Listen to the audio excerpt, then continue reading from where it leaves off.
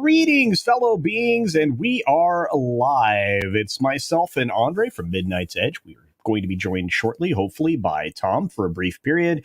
And today we're just going to talk some summer box office and, well, maybe some films that are doing well and some films that are not doing well, and perhaps something that is coming out this in the next couple of days that is starting to look less well. Anyway, how are you today, Andre? I'm doing excellent. Thanks for having me. Oh, thanks for being here. I appreciate it. I know that time is short for both of us, and we're going to be headed over to hang out with Nate, or at least I am today. I have the opportunity to hang out with him on the H-Cast, which will follow the show about a half an hour later after we're done here. So we started a little bit early to give us a little bit more room to speak. Now, you guys have been doing a lot of video coverage lately on the box office. Is there anything you would care to share? I think that the box office is interesting now because what's going on is that all of Hollywood's big tentpole movies thus far this year, they're either outright bombing or, at the very best case, which is the case with Mission Impossible, mildly underperforming relative to expectations.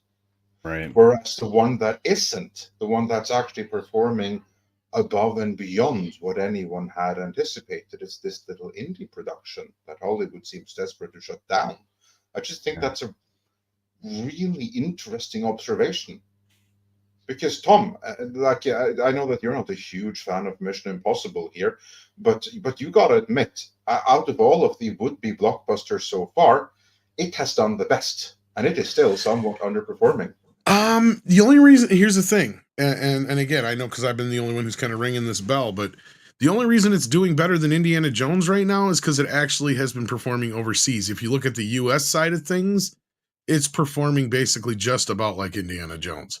It only made $53 million in the opening weekend, technically, so in the 3-day weekend.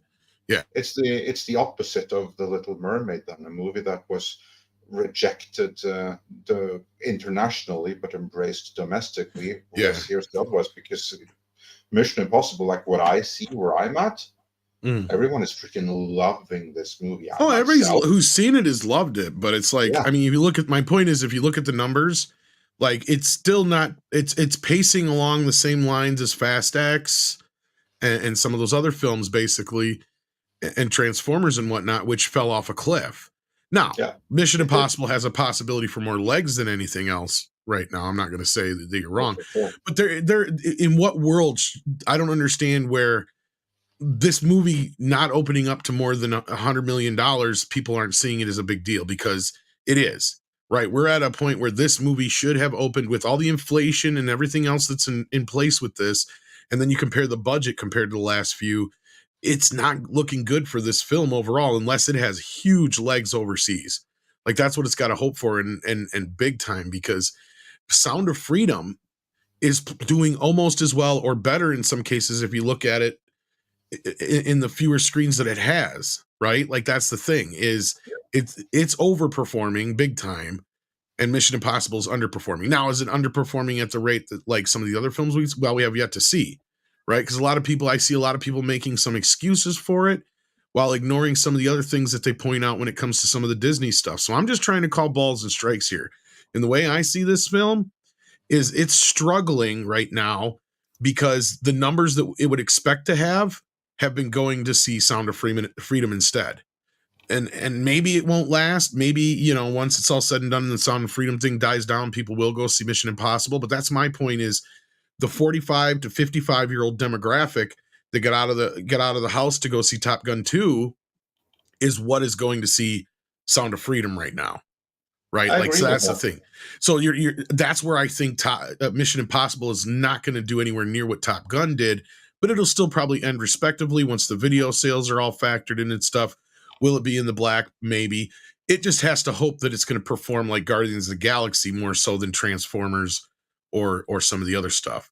Because I mean, I see this as almost as bad as Indy, because the movies are really comparable in a sense of how much they cost to make and really what they've been making at this point. Now, the only reason it's doing better is because of the international. That's my point, taking me back to the original part, is the only reason it's doing as much as it has at the box office compared to Indiana Jones is because nobody went to see Indiana Jones internationally. But people are going to see this. That's my main point. And hello and welcome to the show. There Sorry, you I was go. a few minutes late. Oh, you weren't actually. We just gone live and started to talk about things, and I'm glad that you're here, Tom, and I'm glad you started speaking right away because yeah, we surprised everybody. We went live a little early, and I want to say thanks to Zephyr for giving a Culture Casino membership. I want to say thanks to Ironcaster for being a member and sending a member check saying by the time people are over Sound of Freedom, they'll forget MI7, and that I think should be a concern for. Well, that's Paramount. just it. It'll Yeah. have more competition by then. You'll have like the Equalizer and some other things out. Yeah, I mean, if you're looking for action films, this is the one this year that was most likely to make $1 billion. I still think it could because of the international performance, and I still think it's going to be a tall order, though. It will be. But at $234 million to date, it's okay. It's not great. It's okay. And I think I agree in a lot of ways with what Odin has said about this. There's not a lot to compare this film to for performance, because there really hasn't been a non-holiday 5-day weekend open for anything. I mean, this is a 5-day open. That's a fair point. And but if you compare it to Sound of Freedom, that's what I'm saying, though. That's what people are ignoring and disagree, or not really, because there was basically that one day where this almost overtook, or Sound of Freedom almost overtook Mission Impossible already. Like, that's my point, is people are going to the theater. They're just not going to see Mission Impossible as much, or they're going, it seems like they're tending to go more to Sound of Freedom. Well, and what's funny is those are the two comparables. Those are the two films that we're talking about right now in comparison to each other. And I find that quite fascinating. They get Monday's numbers up yet? I haven't seen them. Oh, okay. So that's the ones I really, really want to see. Yeah. I mean, you have a production budget of $290 million, right?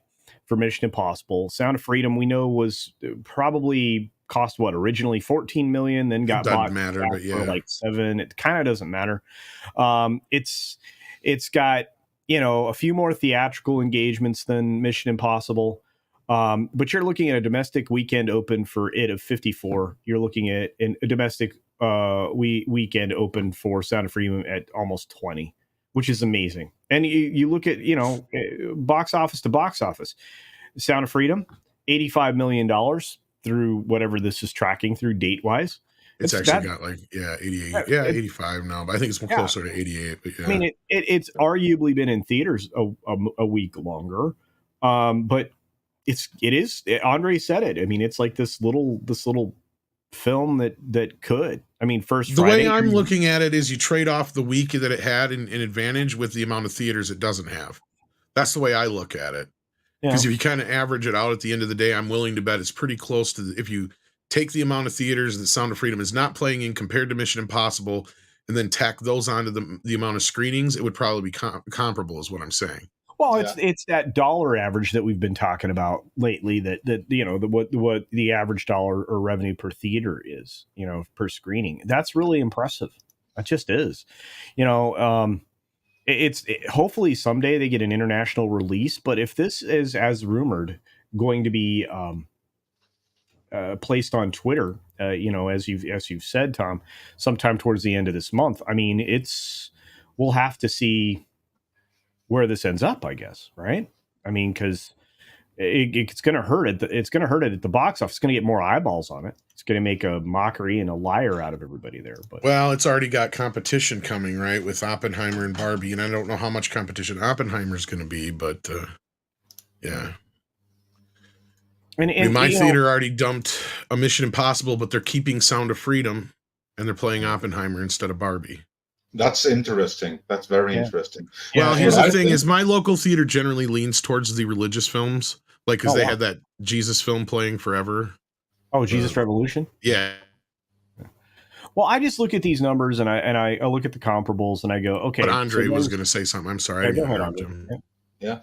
No, I was just going to say that, Tom, I think that you're right, that Sound of Freedom is sucking the air out of everything else. And Mission Impossible was maximum unfortunate to come out just as the Sound of Freedom is doing that. I think that if this movie had come out 3 weeks ago, or 1 month ago, or 1 month later, it wouldn't have had this issue. So I think that there's like only one movie that can get like viral attention at the time.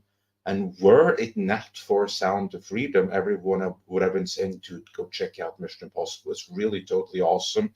You don't need to have really seen anything else. You can go in cold. You don't need the baggage of the previous 6 movies. You're just as fine without. It's a really cool, non-woke movie.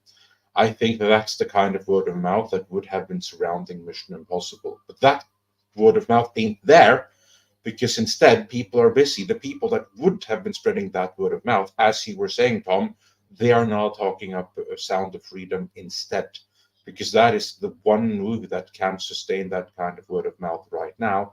And unfortunately, Mission Impossible, that otherwise would be getting that word of mouth, is getting released in the same time frame that Sound of Freedom is sucking out all of the attention, which really sucks because I would have liked to see that movie be rewarded and do better because it really is a cool, unwoke thing that deserves more eyeballs with like more authentic stunts, what have you. So yeah, and instead, this is what's happening, and I'm very happy for the success of the Sound of Freedom, but I do feel that it is first and foremost at the expense of Mission Impossible.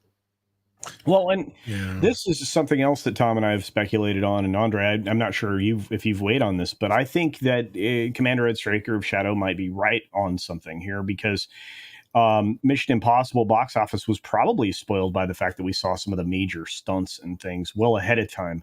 I mean, that may have had a factor in a lot of the positive buzz for the film, but it didn't translate to the box office. Perhaps if people had come out of that film saying you have to see this because of these amazing stunts, people would be like, all right. I don't know. I mean, well, I would say and Toxic Man Flu, sorry, Culture, but Toxic Man Flu made that point, right? Like he was unimpressed with the movie more so just because he'd already seen all the stunts. He'd already seen most of the major scenes. Like this is another movie that kind of got spoiled by the trailers in a lot of ways. Not so much spoiled, but like if you've seen the trailers, you've seen all the major set pieces of this film. Basically, it's kind of like The Flash in that respect. It is, and that's the other problem is it did kind of give a lot away, but it did have amazing action. I think it's well worth seeing if you haven't seen it already. My positive word of mouth on Mission Impossible was glowing. My positive word of mouth on Sound of Freedom was glowing. You have two really good films you can go see, and people are pointing towards the fact that. Mission Impossible, like you said, Tom, is performing similarly to Indy 5, but Indy 5 got no cultural relevance after it's open. Do you think that Mission Impossible won't hang in there? Do you think the legs are gonna disappear out from under it? I mean, what if do you it think? doesn't, I know the reason why, I guess. Is the Okay. best I can say. I can't say it will or won't. I mean, I just was like looking at this going into this going, look, every single major movie that we've had this year has underperformed or flopped. Not even Transformers, even John Wick did well, but it didn't do well above the expectations, right? The only films that have performed above expectations and beyond have been Spider-Verse and Mario, which are both family films. So like even movies like The Flash, which really wasn't woke, but nobody went to see it. You got Indiana Jones, a big problem there. Like, I mean, it should have had a major opening weekend regardless, right? Like, that's where I'm coming from here is like, I had a gut feeling Mission Impossible was going to underperform. And I think it's mainly because Top Gun 2's anomaly was Top Gun 2 itself, not Tom Cruise. Okay, people like Tom Cruise, but they were going because they saw a trailer for a movie from that was a sequel to one of the biggest hits of the 80s. And not only one of the biggest hits, but one of the most iconic films of the 80s, right? Yeah. And that's why I still argue if Ghostbusters had just waited a few more months, I think it would have done much, much better. And because of the same reasons, because it got people out of their butts to go see it that normally don't. My dad went to see Ghostbusters, right? He didn't want to, but once he saw it, he was glad he did.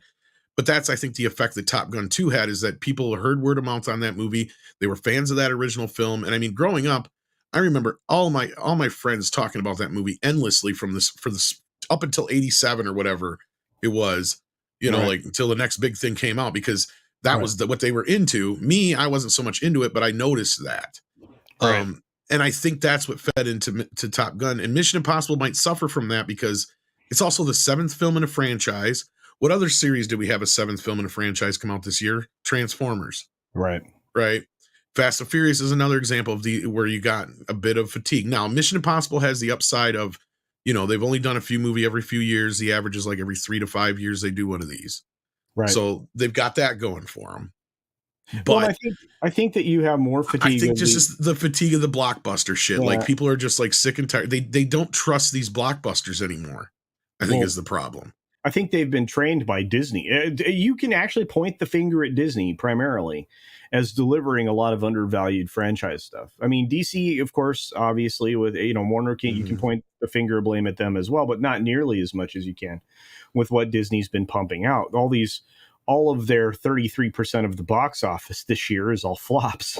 So it's not like they have a lot to hang their hat on. But this is a good question leaning into the summer box office. I've seen the trailer for this film, The Creator, and it is impressive.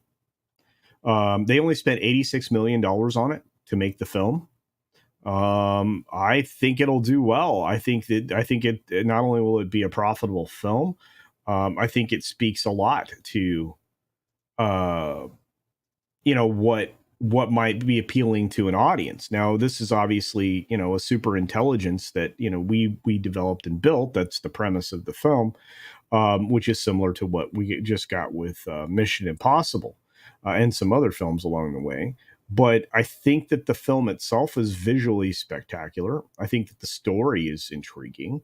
I don't know. What do you gentlemen think? No, I mean, I didn't have much of a problem with the film, and that's not where my gut feelings come from. They just come from the fact that you even have movies like Transformers that are kind of like bad movie proof, right? Like, even kids will drag their parents to Transformer movies. They didn't this one. It's already on demand. I mean, yeah. Well, but speaking specifically of this new Creator film. But no, Mission Impossible. Oh, Creator. Yeah, I've not seen the trailer. I can't speak to that. I thought we were talking about Mission Impossible. No. The Mission Impossible. I think, like you said, I think it's going to have legs, Tom, especially internationally. And I think that once we have a blowover this weekend of the Barbenheimer effect, I think, people are going to be like, I want to see something good. So let's go see Mission Impossible, because I have a feeling the world's going to be let down by Barbie, and it's going to be let down by Oppenheimer for different reasons. I think Oppenheimer will probably be a really good film. The problem is it's like 3.5 years long. So those are just my thoughts there. I don't know. Are you guys, this is a good question. Are you going to see either of those films, Tom, Andre? Barbie and Oppenheimer? Yeah, I'll see both of them. Probably see both of them. I might at least see Barbie, but yeah. All right, fair enough. Definitely, yeah. I'll see both of them. I have to be in order to comment on them. I'll be seeing Barbie tomorrow, and I'm going to give it as fair a review as possible, knowing 100% that it is not made for me. So I will be fair. Yeah. Oh boy, the numbers. Oh wow, Google is really selling this shit. Holy crap! What do you mean? Also, it won't do it now. But when I typed in Barbie movie to see when the show times are, everything turned pink and sparkly. Oh wow! Yeah. They're really go to Google and type in Barbie movie. They're really trying, aren't they? See, everything turns sparkly. This tells you what the establishment wants to succeed, right, Andre? That kind of thing? Yep, it does. You have the same thing with certain like Marvel movies and stuff like that for a while there. If you if you Googled Thanos, for instance, you got like this glove up in Google. Yeah. And if you pressed it, it would snap away half the results. Yeah, it looks like I won't be able to see it till Thursday. Yeah, and I know, Tom, you're on limited time. Did you get a chance to read the Bounding into Comics article that we'll probably also cover on HCast today? Which one? Is this about how feminist the movie is? Yeah. Yeah. Remember when I dropped my video not that long ago about just how feminist the film was going to be? Yeah. Oh, I don't like confirmation bias going into a film that I have to see. Yeah. But here's like the thing, though. And this is the point that I made in the video that we put out a while ago. Feminist is actually a completely bullshit term, because depending on who you ask, it can mean 3 different things. And those 3 different persons, they will all swear that their definition is the right one.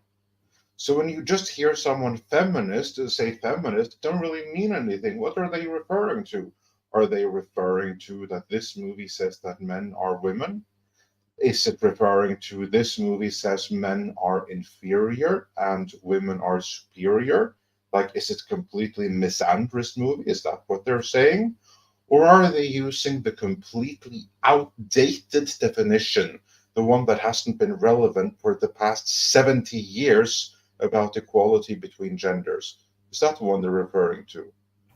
Most likely, more like whenever the feminism is used in Hollywood sense, it usually refers to misandry.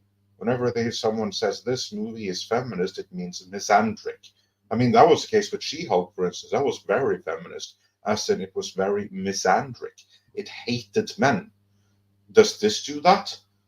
I can't really tell. I mean, you have to read about it, and the more you read about it, when I read that thing in Bounding into Comics, and it seems like what they're saying is, oh, equality is good. It's like, oh, okay, so don't you fucking say so then. Don't use this drivel between feminism. That no longer means that. I think Mattel recognizes that marketing it in that way is kind of box office poison, and it might roll over into interest in their toys, because obviously there are factors now brought to bear when it comes to deciding to undermine Western society, and that's going to affect your bottom line. I think Mattel wanted no part of this messaging here. And you're right. I think that they were perfectly okay with it when the movie was made and everything. When they thought, because the take for this movie dates back to, if memory serves, 2014. That's when this general take of Barbie coming out of Barbie world to explore the real world and get some messages and stuff like that along the way. This concept dates back to 2014. And then around 2000, and then around 2015, 2016ish, that's when it became more radical. That's when they wanted to go all out, when they got Amy Schumer and stuff like that. And then the Sony leak happened, and we didn't get more information about what happened behind the scenes, although we can fairly surmise that Tom Rothman, who took over production there, he wasn't a fan of the extreme wokeness, so he pulled the plug at Sony, and then it started over where it is right now at Warner with the same basic concept, but they must have gone back to scratch, or must have gone back to the drawing board and skipped the extreme misandry that they were going for a while. And maybe at that point they went back to the feminism at the time, but whatever messaging there still is, it appears that in the aftermath of Bud Light, Mattel got cold feet. I think that has everything to do with it. According to somebody who has supposedly seen it, they understand where some of this is coming from. Because there's also a theory going around that Ken is the villain in the film. Basically, the way it's set up is that Barbie Land is basically a perfect utopia where Barbies rule, and then in the real world, men rule, and it's more corrupt and unjust. But Barbie finds good in the real world, and And basically, it's like this Barbie versus Ken climax, I guess, in the end. I don't know how true that is. But if that's the case, then yeah, they really fucked the pooch with this one. And depending on how it plays out, unless at the end they realize, oh, we need each other, which would be a positive message at the end. Like, I don't know how it plays out. I'm just hearing there's a lot of stuff going on right now that I don't know if it's actual people that have seen it or not. But people have claimed they've seen it because they did have a premiere thing last night. Or Sunday night, sorry, not last night. So I don't know. We'll see. Did Grace actually put out any of her reviews yet? Has the plot leaked anywhere? I haven't seen it. Well, from what I understand, she thinks it's the best movie ever made. Well, here's the thing. I get it. I get it. Where everybody's like, "Oh my God, Grace Randolph said it's the best movie ever made. It's the best, whatever." It's got to be bad, right? Maybe, maybe not. Well, guess what? It's also a movie that's made for Grace Randolph. Exactly. Right? It's made for women in her demographic. And as you go ahead and watch Toxic Femme last night, and they'll be honest with you, they are ready for this movie. They are gearing up for it. They got their nails done. They're getting their hair done. They've got the pink outfits ready. They are ready to go. If they fuck this up, they're going to have some pissed off women on their hands. Okay. Yeah. So it better be damn good. Well, I mean, last night I was dealing with that, right? Kind of leaning into the whole thing on Comics' show, because I was like, look, you're going to have to be honest when this thing is a complete, trash fire. And, they're like, of course. Okay, well, I have a feeling you're going to be doing that. Now, again, if this film is just not made for me, but it's a good film, it tells a story and it doesn't choke the audience out with intersectional feminism, then I'm, great. But this is Grace's I can't talk about this film version of talking about this film because the embargo doesn't lift until today. Well, that's why I want to see some reviews or real synopsis, because that's the thing is I see a lot of stuff being mixed with people's opinions and what they think the movie is going to be more so than anything. Because like what they claim, I don't see in the trailers. Like, okay, I could see an instance where Ken has like a crisis because he's trying to figure out who the fuck he is if like him and Barbie break up in the movie or something like that. Like he's trying to figure out his place in the world if he doesn't have Barbie. You know what I mean? Like I could see that being part of the story, and then maybe there being some whatever animosity there, but they're going to have to come together at the end because it's always going to be Barbie and Ken, right? Like that's the whole point.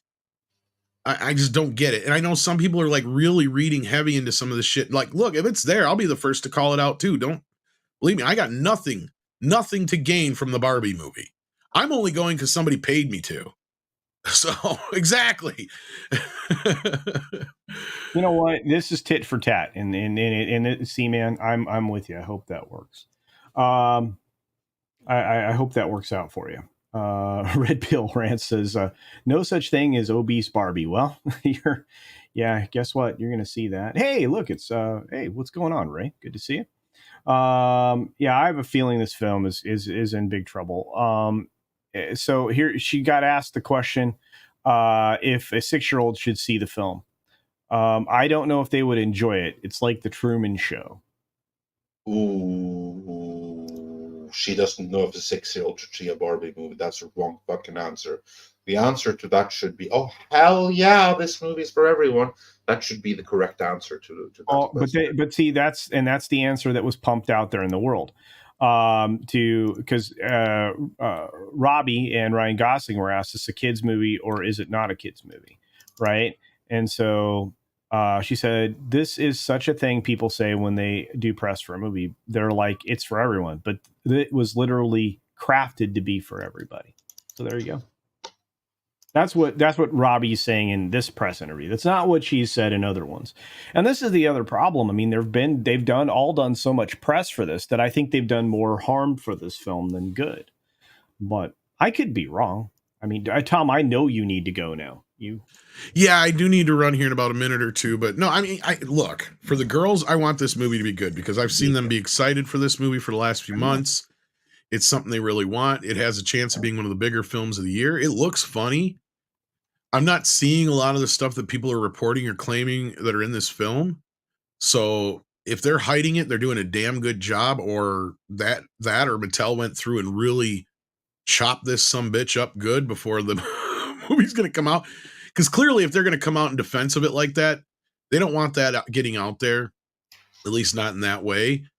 And I would think if there was problems with this movie, we would have heard about it, because that's one thing that I just, anytime there's a big problem with movie, generally somebody hears something in leaks. We have gotten like no leaks from this movie. I've not heard any breakdowns. We're just finally starting to hear about some of the cameos and such that are in the film, because some of them are in the trailers, and we're, hearing about them in interviews and stuff. That's, I mean, it's been kept pretty on the DL. And Andre will tell you 9 times out of 10, there is always that one chance, but there's 9 times out of 10 when you don't hear a thing out of a production, that usually means everything's going off without a hitch. Usually. That means people involved are happy about it, and nobody sees any reason to get the word out there that something's, awry or whatever you want to call it. But I hope it's good for the ladies. I got nothing invested in it other than I have to go see the damn thing. So I hope it's just good in general. So I want it to be good for, obviously, my friends, the ones that have been invested in this for a long time. I want this to be a film that they're completely wrong about the way they've gone about marketing it. I mean, they talk specifically about the fact that Mattel and they talk slightly differently, in slightly different terms than the actors do. But somehow they don't like to call it a feminist film. The actors seem very comfortable talking about it as a feminist film, but somehow it doesn't matter. I can explain that. Because the actors, they have all listened to the director talk about it, so they are all aboard with which kind of feminism they mean, and they see it as a good thing. And everyone that uses the term feminism, they all think that everyone understands the same thing. So they think that, when we say feminism, we actually mean equality. And everyone surely wants equality, and so they might as well just use that. And it doesn't occur to them that feminism doesn't mean equality. It's a hateful term that means that basically it means you hate someone. That's what feminism really means. They don't see it that way. Whereas then you have Mattel, and they have come to realize, oh shit, this term, it means different things to different people. We could be the next Bud Light here. If we go and we market this as feminist, we're actually marketed as says, hey, all men out there, this movie hates you and treats you like shit. Yeah, and we lost Tom because he had an appointment he could not miss today. So, but I think you're right. And I look, the fact that Robbie is afraid to call the film funny is also rather telling, because she's like, well, there's more to it, right? It discredits the fact that it has a lot of heart, a lot of emotion. It's got a lot of movie references, and she says it is a comedy, but if you call it a funny film, it almost sounds like it doesn't have a lot going on, and it does. That scares me. Is it a comedy? Because if it's not a comedy, it's not going to do well. Well, it should certainly, whether it is a comedy or it isn't, it should make you smile. It should make you happy. You should feel good about seeing a Barbie movie. And if it doesn't, then something is very, very wrong with that Barbie movie. Yeah, and I don't know. Is Will Ferrell involved in this project? I really haven't tracked it. Yeah, he is. I don't know if he's involved on the backside, but he's acting in it. he's the head of Mattel. Spoiler. Yeah, that's what Red Pill Rant says. So Ferguson asserts that Ken is taken from being a cipher into a real thing. Gerwig responds, right, which is, but in a way that's it's giving him humanity as it were, as a doll, as whatever these kind of knots on knots that we have of the world of Barbie. Can you translate that salad for me? Read it one. Okay, it's on screen here. When Ferguson asserts that Ken is taken from being a cipher into a real thing, Gerwig responds, right, which is, but in that way it's giving him humanity, as it were, as a doll, as, whatever these kind of knots that we have of the world of Barbie. Also, I think I will say just the existence of this film in the way it does pretty incredible and is pretty, like what it is. This sort of as it stands. This is amazing that this movie is made. And it's made, I'm reading this is literal word for word, and it's made the way it is with Margaret as a producer and a star, and the way the story is of the movie. It sort of feels unbelievable that it's been made. Okay, we get it. It's unbelievable that it's been made. Gerwig then asserts is feminist in a way that includes everyone. Okay, then it's not feminist. Feminism has never been about including everyone. So make up your freaking mind. It's a rising tide lifts all boats version of it. Okay, what she says right there. Hold it there before you go down any further. When she says it's a rising tide lifts all boats version of it, that to me suggests that she means the traditional way of feminism, that if you include women into society and you give the women equal right to vote and to work and stuff like that, then all of society will be better off. It will be better off to men too, which suggests to me that she then uses a term that is 70 years out of date, because feminism hasn't meant that since 1950. But she's went into a school book or something, and she has then found that feminism, okay, if that's the kind of feminism they support here, then that's good, because that means that it shouldn't be a hateful movie in theory. But if that is the message, then they have to show how evil men are in order to achieve that level of equality. Because you see, that's kind of like the problem, even with that kind of feminism, the one that supposedly rises all boats. In order to tell such a story, you have to be able to contrast the world with feminism and the world without feminism. And right there, you're on shaky ground, because you're already on misandric ground. And to go back to what was said about Ken earlier, to me, that reads that in the Barbie world, Ken has no real personality. He's just an empty tool. He's just there to support and be an accessory to Barbie, which is all good and well. And I think they presume that's going to be contrasted to the real world where all men are evil or something like that. And that way you get both sides, and then you see the two worlds juxtaposed, and that's supposed to create some kind of explosion of understanding and diversity and bullshit. That's my best reading of it. How does that sound? I still can't believe you were able to take something and make it into something there, because I'm still trying to figure out if anybody said anything outside of Gerwig. And I agree with you, Andre. If this is delivered as like an old school feminism, like first and second wave feminism, it's going to be fine, because I mean, the equality is an important thing. But if it's delivered as intersectional feminism, if you're looking at the ways to defeat, because this was Simu Liu's words, to defeat the heteronormative status quo in the West, then we've got a really that's big the modern day feminism, because that's modern feminism today is right. basically men are women. That's the modern day, and any woman who disagrees can what's the name of that swimmer, like Riley? Well, I mean, the person that is swimming for women is the Leah yeah, Thomas that person. Yeah, exactly. Yeah. That Riley Gaines is the person fighting against them. That is the okay, all right, because that swimmer, then that is the personification of modern day feminism. Well, here's what worries me, Andre, though. Here it says, I think some people hear the word feminism means that it doesn't mean men. Gerwig interjects, it does mean men. All right. Okay. Whoa. Wait a minute. How? Yeah, exactly. She is 70 years behind, which is, and this is what. Here's my issue with Greta Gerwig as director, as pointed out by our mutual friend Script Doctor. She is someone who's born and raised in Hollywood. Yeah. Allow me to translate what that means. She has grown up in a cult mindset. Yeah. She knows nothing of the real world. She is not someone that can tell any kind of story with any kind of message without it reverting to propaganda, because this is a person with no real life experience. We're basically dealing with someone who grew up in a posher North Korea. Awesome One says, I saw a guy who saw it already. He says men are better women, basically. Wow, we got a problem then.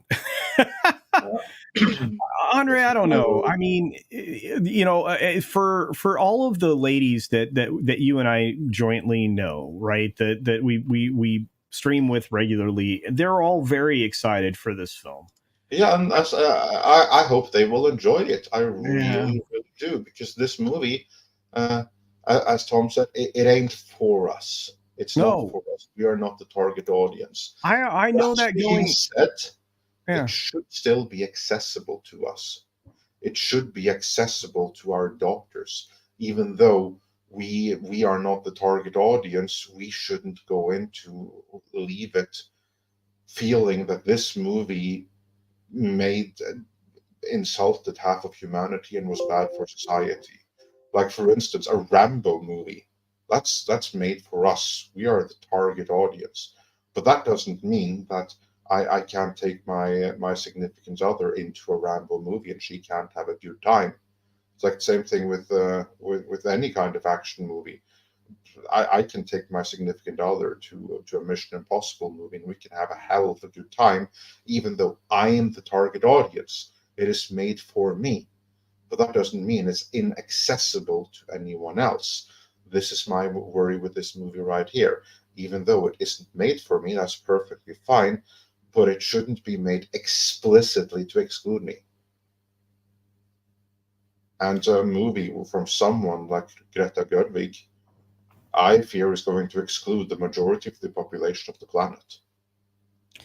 Yeah, I think your instinct is correct. And I like I said, I mean, one of the reasons that I pushed so hard to get into this as early as I did tomorrow is so that I can do my review in and have it up in the evening or very early in the morning on Thursday so that people can make a decision on Yeah. whether or not they want to see this film. And again, I will say very clearly, I know the film wasn't made for me. I will look at it that way and I will evaluate it based on the fact that of who it was made for. And then I'm going to tell you who it was made for. But it's fine. It's not made for guys. We know that. We know that. Yeah. Oh, wow. Disney's in a considerable amount of trouble right now. They are. They haven't had a winning film in a while. I think I mentioned this as we were starting the show. Um, the fourth phase 4, seems to be losing any profitable films that they may have had claim to as the revised budgets are coming in to play. Just like with Lucasfilm, we're starting to get real numbers of how much the films actually cost. I mean, who knew that they spent $530 million on Force Awakens just for production budget? Who knew that up until And recently? here's like the funny thing: they could get away with it because that movie made 2 billion. Right. So it was fine. But they should come away from that was, oh boy, we escaped this one time. Let's not do that again. It's true. So when you see the diminishing returns of Star Wars in relative terms of the budgets, you should be very careful going forward on any of your tent poles because obviously, as you get further deeper into these types of endeavors where you're appealing to less and less of your audience, you're going to need to spend less and less money making your films. Disney did not take that away.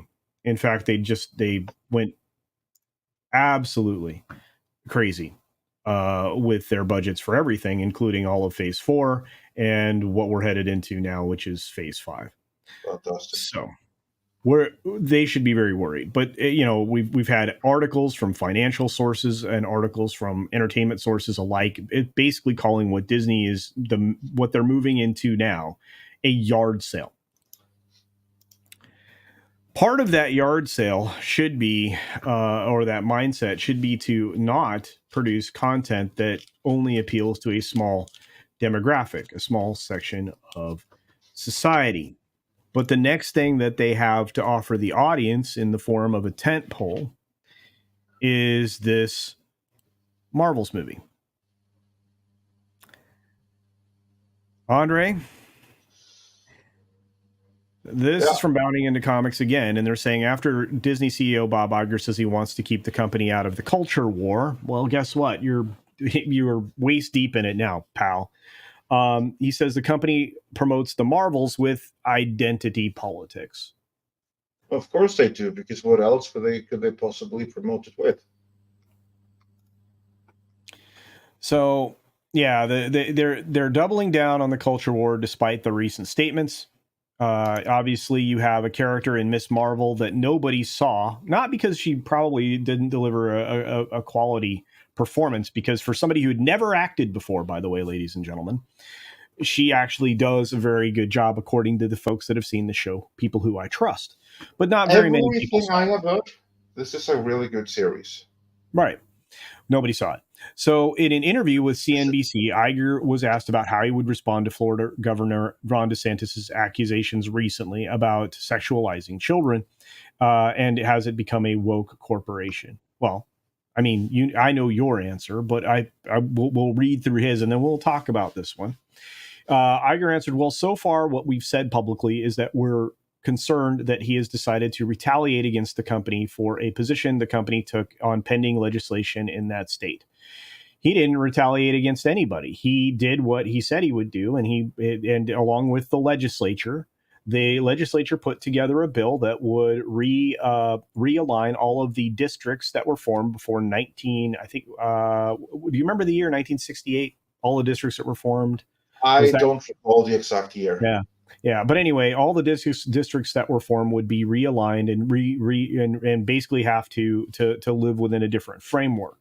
To that end, the governor signed the bill into law. So it wasn't, again, DeSantis directly, which is the accusation here. Also, the district was never supposed to be, quote unquote, part of Disney, nor owned by Disney. So he keeps misspeaking here and putting both feet in his mouth, which is not a good thing. But anyway, so he says, and frankly, the company was within its right, even though I'm not sure it was handled very well.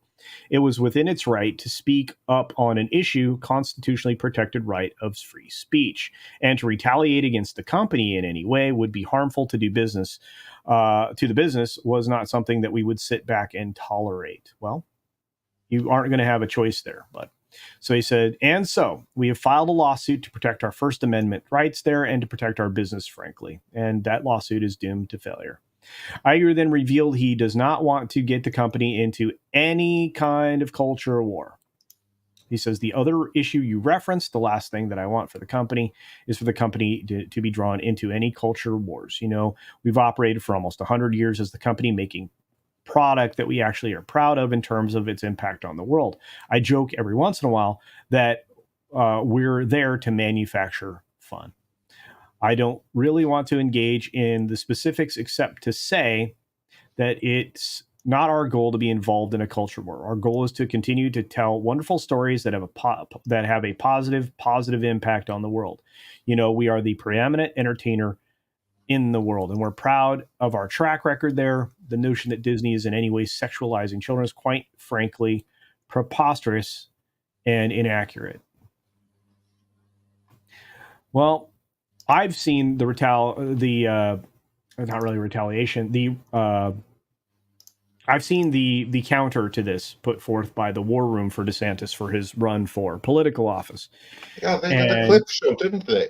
Yeah, and it basically showed every single time that recently that statement, people on behalf of the corporation spoke on behalf of the corporation, espousing these particular identitarian politics methodologies and what they were going to do to indoctrinate children into that. And you know, Brie Larson, they're also pushing that diversity is our strength messaging. Okay, so they're just trying to get into all of those conversations, but we can leave it there. We don't have to have the article here anymore. The very last thing that Disney needs to do is allow for promotion of anything that they're doing, whether it be their theme parks, whether it be their cruise lines, whether it be their real estate holdings, because they still sell the vacation club and other things like that.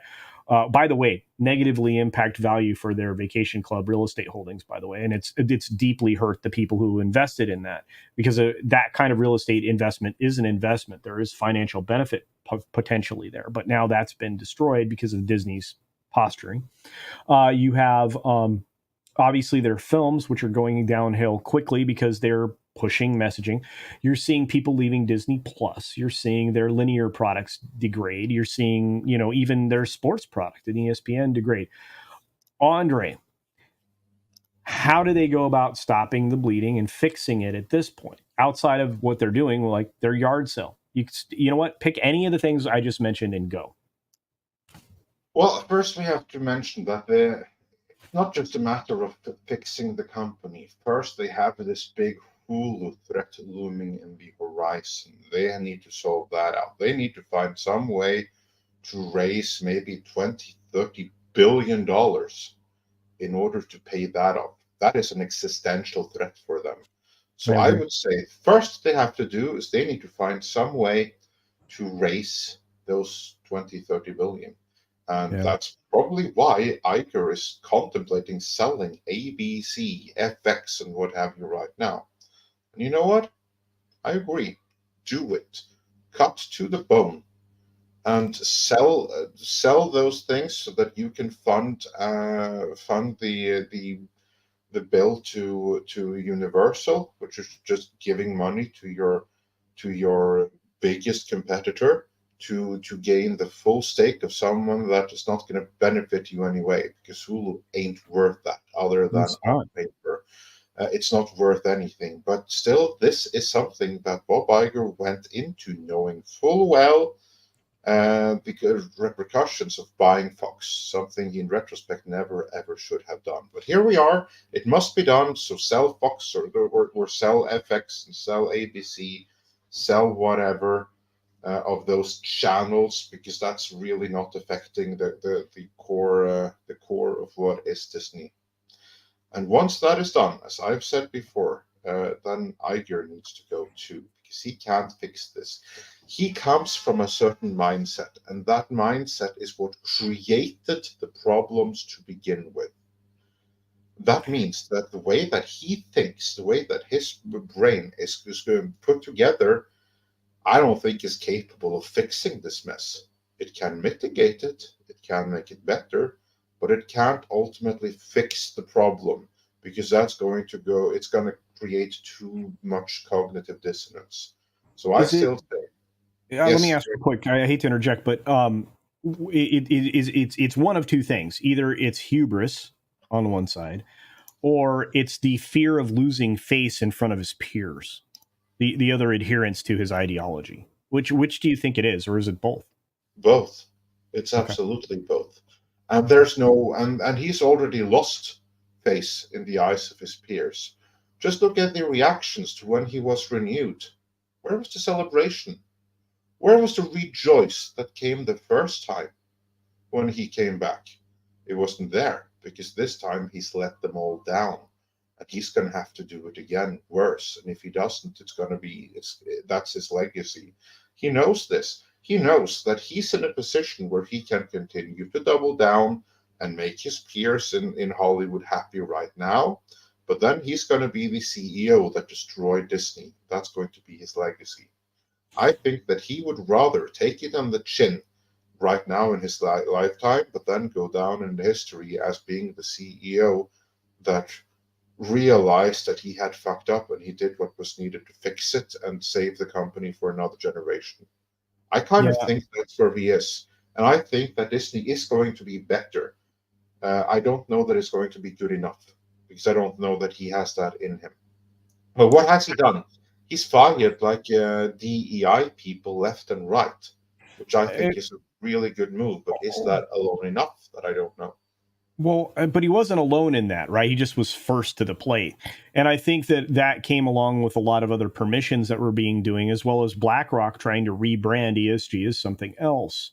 After the exposure of ESG by you and many others over the course of the last few years, I think that the connotation is so negative that they have to rebrand it all.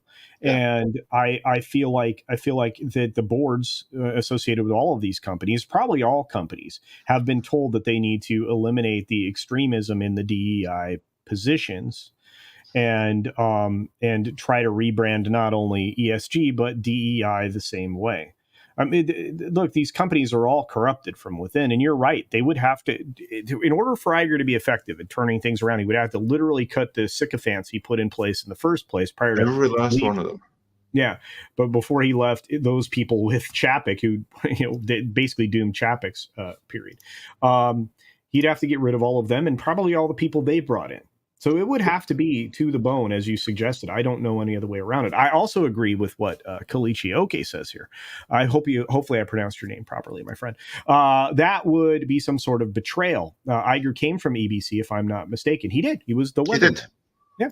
And here's the funniest thing. Disney saved ABC. This is a long conversation that we could probably have in a very short period of time here, in an abbreviated way, because someday I'd like to talk about the capital cities ABC acquisition, because they formed a separate element of separate companies so Disney could acquire them, and then roll them in. So a lot of things, the way Disney is vertically integrated does lend them to like pull pieces out, right?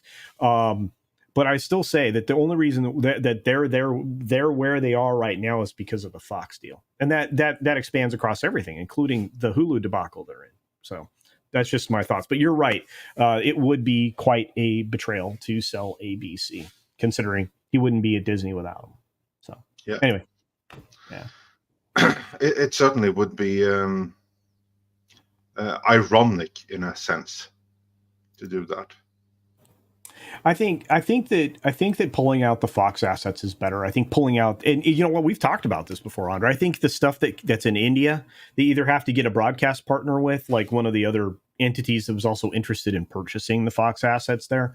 I think they need to partner up with those folks to try to save that, because believe it or not, streaming has been revealed, as we all predicted, especially you guys over at Midnight's Edge, that it was going to flop. It was going to fail because you were basically just reinventing cable television just via the internet, right?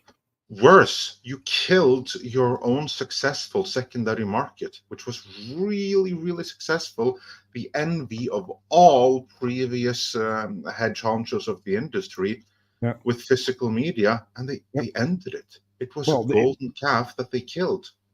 Well, actually, I would even say that they actually carved out 5 other streams of revenue because they did. That was the biggest one.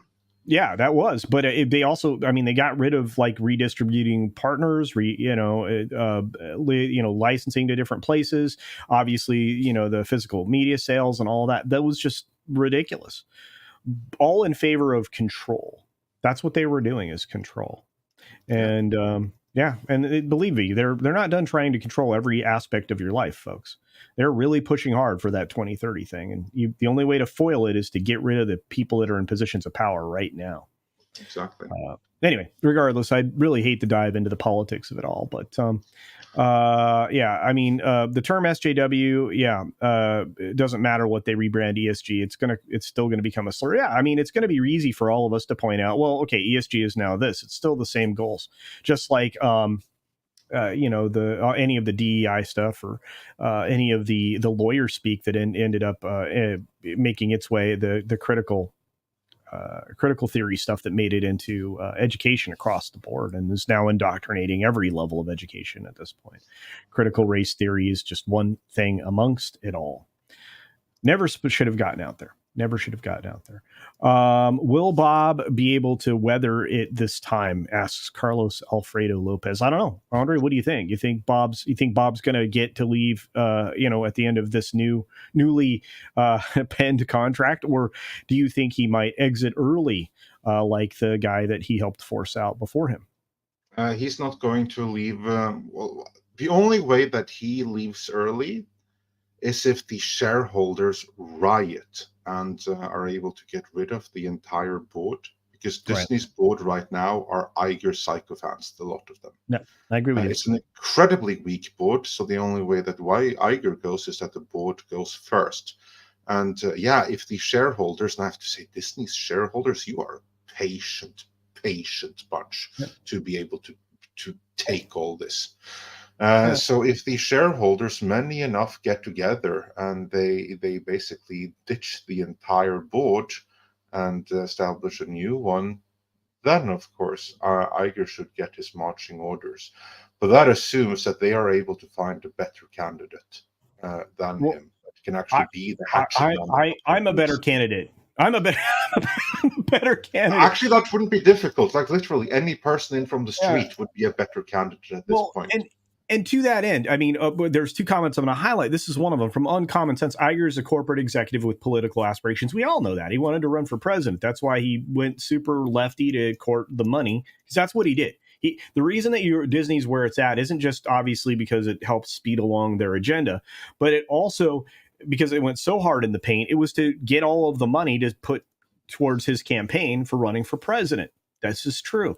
And Kalichi, okay, says again, agreeing with Uncommon Sense. You guys are killing it in the chat, by the way. I love my chat. I love all of you guys. But agreed, IPs tend to be successful when the person running them is some fan of it. Oh, 100%. You guys, again, genius. You're 100% right. I mean, that's why culture is important, right? And our friend Paul Chatto talks about, corporate culture and trying, if you go out and acquire something, try not to change the culture that made them successful, because if you just turn it into you, then you've hamstrung the very vehicle that got them to their level of success.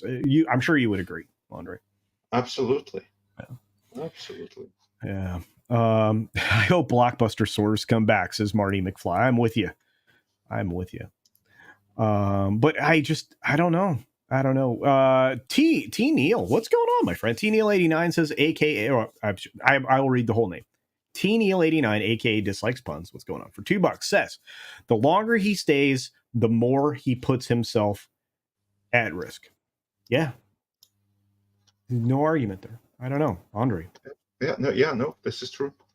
This is true because the longer he stays, the more likely it is that the board will run, or the shareholders will run out of patience. And that's obviously bad for Iger, because he needs that particular weak board in order to stay in power. And the only person in that board that is a true ally to him at the moment is the guy that's the chairman of the board that came from Nike, who doesn't mind forced labor in other countries. No, he's very cool with this. Yeah. But our buddy Mikey here, Mexican Iron Man, for $5 is coming at us, Andre, just hard. So watch out. Really? Yeah, he says, you two being silly face. Thanks. Did the two of you not see in the CNBC and press release that the board begged Bob to say and pleaded to extend his contract? Yeah, they did. I mean, this goes to show the power of Disney's board, doesn't it? And the strength of that board in relative terms. Well, it's an interesting circular circular support group. Let's just put it that way. But thank you, Mikey. I appreciate your support, my friend. We are being silly. This means I love some food because I'm starving. Yeah. And then RJ Godzilla 81 says, if the rest of the board gets gone, will Iger see the writing on the wall? Or will he see that in his own mind, there'd be no one to replace him? That's a good question. I'm sorry, I thought the mic was muted. Oh, no, you're fine. I'm starving too, so I understand. Yeah. Believe me, as soon as we're done here and before HCast, I'm going to go wolf down a couple of burgers.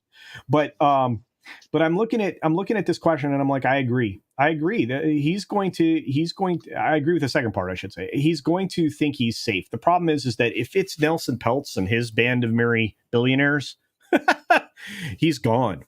The board's gone. BlackRock's control would exit the building. Vanguard actually is in the pole position right now, Andrea, unless that's changed recently. I think that unbeknownst to us, Nelson Peltz has already done a lot behind the scenes. Because all of the stuff that Iger is doing right now, like firing all these DEI people, I don't think that came from Iger. I think that partially it's from him, but I think equally partially it is Nelson Peltz being there telling him in no uncertain terms, you want to go down in history as the CEO that saved Disney, or you want to go down in history as the CEO that I, Nelson Peltz, fired and replaced, and then I fixed your mess. I think that's the situation that Iger was facing right there. That's why he's doing all of this, because he has no other choice. Because if he doesn't, I agree with you. Be there. Look, I have a feeling that the board's going to rotate in the next annual. I have a pretty good feeling we're going to have a very successful proxy war, because you're going to have retail investors coming around. You're going to have some of the billionaires boys club roll in and say, nah, we can't let this happen to this company. We just can't. Exactly. So it might be the first turnarounds that was forced in this way since when they replaced Miller. Right, if you remember way back in the day, that's how we ended up with Eisner. So exactly, yeah. And, back to it real quick, because we got to wrap up. Because I know you need to go eat, I need to eat, and I've got Mr. H's Hcast coming up in right about a half an hour. So Tim's Talk says, "Congrats, your sub count is over 9,000." That's right, we're really close. Oh, fantastic! Yeah, yep. We're gonna get you to 10,000 by the end of summer here.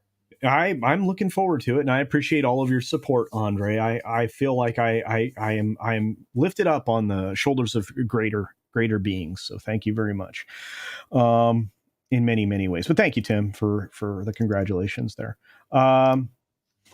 Let's see. Dang it, Bob. Thank you, Carlos Alfredo Lopez. Because Mike is here, I will say hashtag. Dang it, Bob. In fact, I think you guys have a little sound button for that, don't you? Don't you, Andre? Well, yeah, it was actually something we put in our most recent video with Bob Iger. I mean, that was fun, because I was like thinking, as I was like reading the quote, I was like, here it would be fun to have like Mikey come in from the side saying, "Dang it, Bob," kind of like in Mortal Kombat games, where you have like the toasty on the side.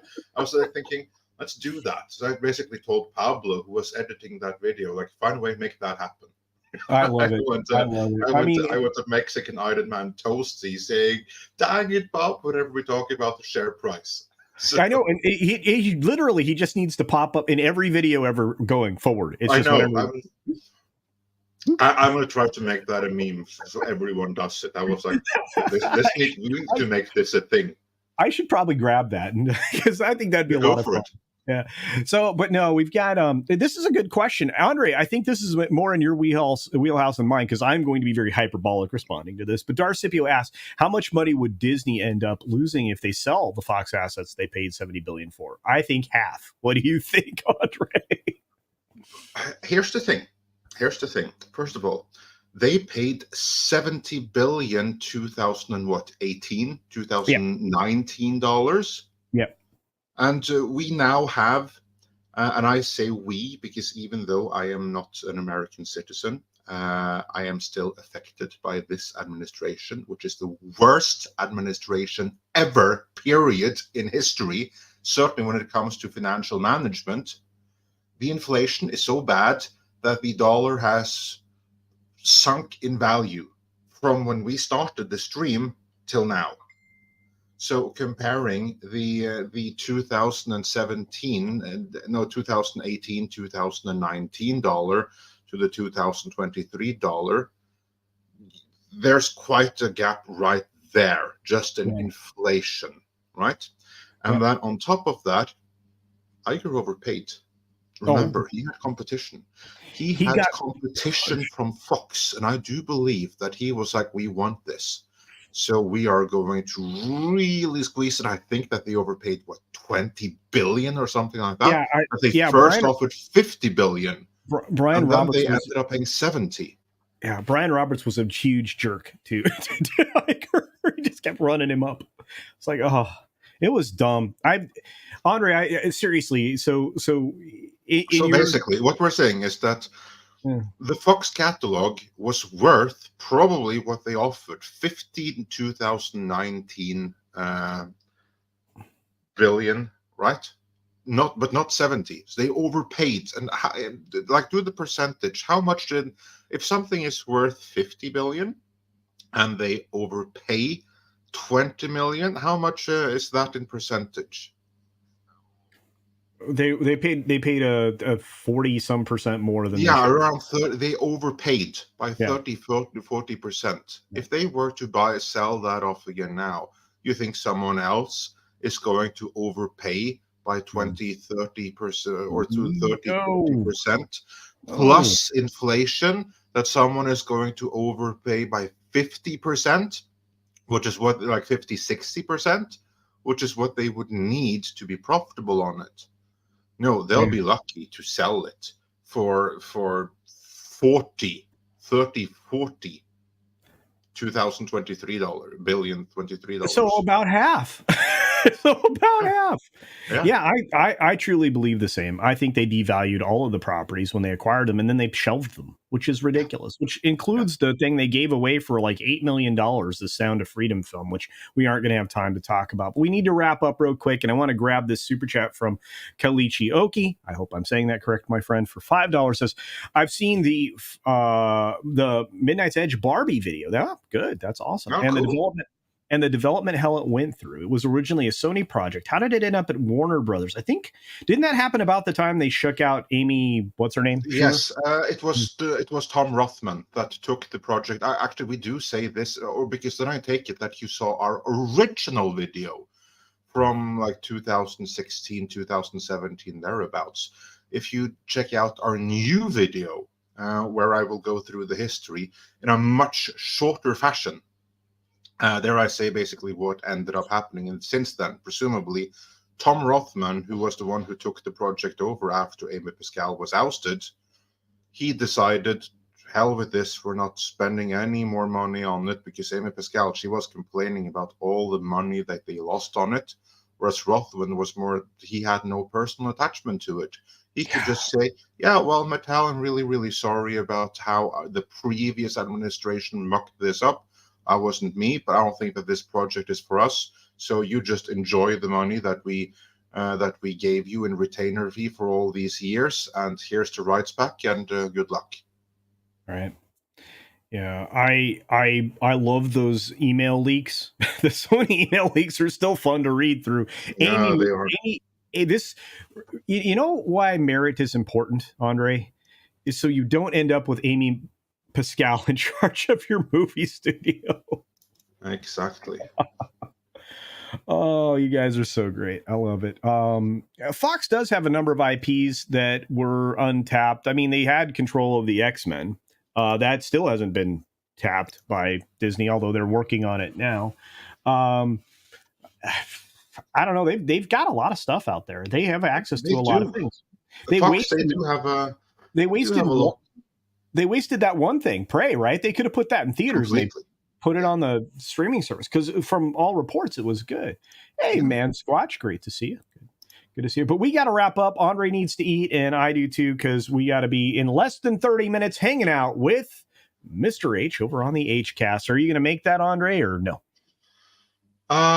Tom is probably not going to be back by then, so I guess I'll be there at least for a little while. I don't know if I'll be there for the whole show, but I'll be there for a while, I think. Okay, fair enough. So do check that out. Mr. H Reviews. Check out the channel. The live stream is there. It's probably one of the most professionally run live streams after, of course, Midnight's Edge in the morning. So it is wonderful. Lots of knowledge. Lots of knowledge in the room. I often feel like the guy in the corner, just sitting in amazement, watching all these guys talk. So I really do appreciate that. Please conduct a casino raid over on Nate's channel. I would appreciate it. I hope everybody has an amazing day. I'm going to run the outros, and we are out of here. Andre, anything you want to promote before I do that? Yes, I want to promote CultureCasino, which of course shouldn't be necessary given that we're already on CultureCasino's channel. But I would say, everyone, CultureCasino is one of the best YouTubers out there. So I know that you all that are all listening right now, you're already subscribed. But you know what? Help share the stream. Help share his videos, because they really are amazing and really go into depth, super professional. So help share CultureCasino's videos whenever he publishes them. Help in social and publish in social media, and especially on Facebook. The YouTube algorithm is really receptive to Facebook, so do help spread his videos on Facebook. That really does help. And I really do appreciate that, because I do not possess a Facebook account, and I never will. I do not like Zuckerberg. So on that note, thank you, Andre, for your promotion of me. You should be promoting yourself because you guys have been making and breaking amazing news lately. So thank you. But I don't have a new video coming for the next day or two. I still don't know what the next one's going to be because I haven't started writing it yet. Oh, well, you could be a Barbie girl in a Barbie world. Could very well be a follow-up, but I would like some more information. Okay, well, I'm gonna give you a bunch of information. I'm gonna write out my script. I might even just send it to you. We'll see. But anyway, I appreciate everybody. I hope you have an incredible day. I hope you join us over on Mr. H's channel. Be sure to take care of yourself, take care of others, wash your hands, of course, because it's good hygiene. And until next time, see you.